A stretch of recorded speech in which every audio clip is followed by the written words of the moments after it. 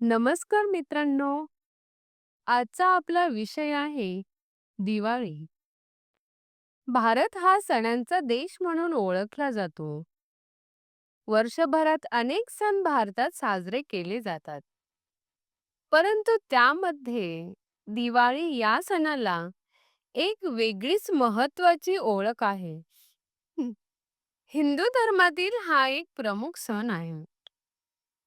दीपावली म्हणजेच दिव्यांची माळ ही दिवाळीची खरी व्याख्या आहे.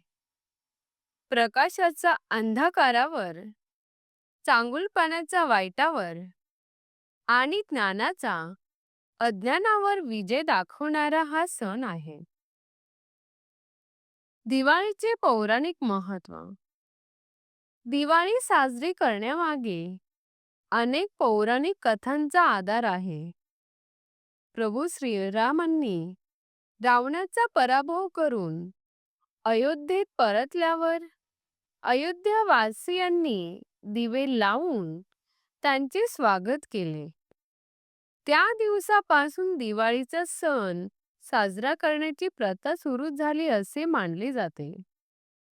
दुसऱ्या एका कथेनुसार नरकासूर नावाच्या राक्षसाचा वध भगवान श्रीकृष्णाने करून पृथ्वीवरून त्याचा अत्याचार संपवला. त्यामुळे लोकांनी आनंदाने दिवे लावून उत्सव साजरा केला.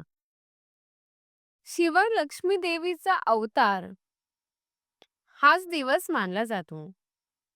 म्हणूनच लक्ष्मी पूजनाला दिवाळीत विशेष स्थान आहे. दिवाळीतील दिवस. दिवाळी हा फक्त एका दिवसाचा सण नसून 5 दिवसांचा उत्सव आहे. धनत्रयोदशी या दिवशी धन्वंतरी देवाची पूजा केली जाते. घरात नवीन वस्तू किंवा धातू खरेदी करण्याची प्रथा आहे. नरक चतुर्दशी म्हणजेच लक्ष्मी आरतीचा दिवस. या दिवशी लोक पहाटे अभ्यंग स्नान करतात. सुगंधी ओढणे लावून तेलाचा मसाज करून शरीर शुद्ध केले जाते. दिवे लावून घर उजळवले जाते. लक्ष्मीपूजन. दिवाळीचा मुख्य दिवस. घर स्वच्छ करून सजवले जाते. या दिवशी लक्ष्मी देवी व भगवान गणपतीची पूजा केली जाते. व्यावसायिक लोक या दिवशी खात्री पुस्तके पूजा करतात. पाडवा म्हणजेच गोवर्धन पूजा. या दिवशी गोवर्धन पर्वताची पूजा केली जाते. याच दिवशी बहुतेक ठिकाणी गोड पाडवा म्हणून ओळखले जाणारे वैवाहिक नाते घट्ट करणारे कार्यक्रम होतात. भाऊबीज. या दिवशी बहिणी आपल्या भावांना ओवाळतात.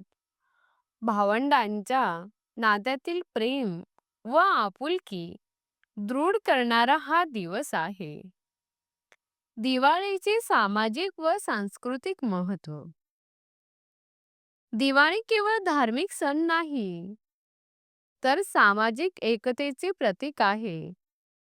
या दिवसांत गावागावांत, शहरामध्ये बाजारपेठा सजतात. घराघरात स्वच्छता, रंगरंगोटी केली जाते. दिवाळीत लोक नवीन कपडे परिधान करतात. भेट वस्तूंची देवाणघेवाण करतात. फराळाचे पदार्थ, लाडू, चिवडा, करंज्या, चकल्या यांचा आस्वाद घेतला जातो. लहानापासून मोठ्यांपर्यंत सगळ्यांसाठी हा सण आनंदाचा ठरतो. दिवाळीतील सजावट व आनंद. दिवाळीत घरात रांगोळ्या काढल्या जातात. दरवाजांना तोरणे बांधले जातात. रात्रीच्या वेळी घराच्या अंगणात व गच्च्यांवर दिव्यांची रांग लावली जाते. आता विजेच्या सजावटीच्या मालिका वापरल्या जातात. पण तेलाच्या दिव्यांचा मंद प्रकाश व त्याचा सुगंध ही दिवाळीची खरी शोभा आहे. फटाके व पर्यावरण. दिवाळी म्हटली की फटाके यांचा उल्लेख करावा लागतो. मुलांना फटाके फोडण्यात विशेष आनंद मिळतो. मात्र आज फटाक्यांमुळे होणारे प्रदूषण व आरोग्याला होणारा त्रास लक्षात घेऊन लोक हळूहळू फटाक्यांचा वापर कमी करत आहेत.